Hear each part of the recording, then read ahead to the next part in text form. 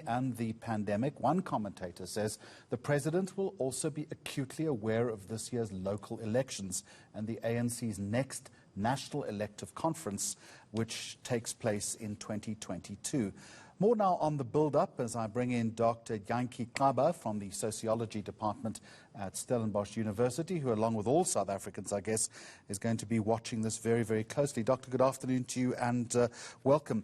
It's all about the economy tonight in many respects. Substantively, what do we need to hear him say about recovery?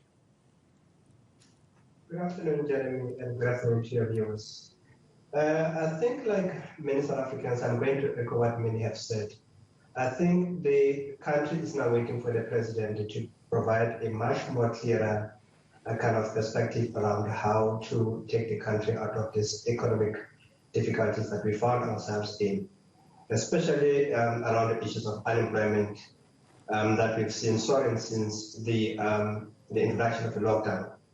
And also the issues around Eskom, which has been contributing immensely to this problem that we've been having of the economy. And also addressing the issue around, Jeremy, the youth unemployment. I think the country is waiting for the president to provide a much more kind of clearer, detailed plan around how to grow the economy. And something that the investors would also be looking at, taking the issue of economic growth forward. Given that money is tight in South Africa and I guess the world over, what more information are we expecting from that economic recovery plan? In many respects, his hands are tied, aren't they? One could say, Jeremy, his hands are tied, but I think the president is a fan of partnership. He likes to talk about compromises. He likes to talk about negotiations. He wants to work with the allies, whom in this case, I think what he needs to do now, he needs to sit down with his allies. I'm talking here specifically, he needs to talk to the business sector. The private sector is looking at investing money in the economy, but the problem with South Africa is the problem of Eskom. If you look at the situation of Eskom, it is not really providing an attractive message to potential investors. So I do think he needs to provide a much more clearer kind of decision around how Eskom is going to be to operate in order to attract more investment to come into the country. And of course, the issue of skills development. We've been talking about this since 1994, that we need to empower our people with skills development. So we do need to see some action around those so that we can be able to improve our labor absorption percentages in the country. So at the moment, the statistics are not really enticing to the investors.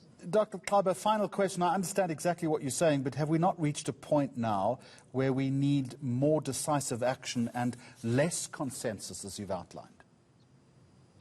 We do need that kind of decisive kind of approach from the president as the country. I mean, just last night, Jeremy, we experienced load shedding, and it has become a new normal for South Africans. And I think South Africans are not tired. So a more decisive action from the president would help, because at this moment, we don't really know. The issue of Eskom, the load shedding, has been on the table for a very long time. So I do think that it is high time that he put his foot on the ground as the president of the republic and try to address the issue of Eskom. And also the issue of state-owned enterprises like your South African Airways. We need a much more decisive action around the management of state-owned enterprises, because this is really impacting negatively on South Africa.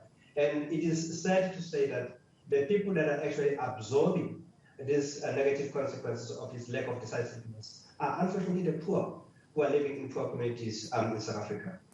It is an ever-increasing list with growing expectations. I am going to thank Dr. Jantjie Xaba from the sociology department at Stellenbosch University.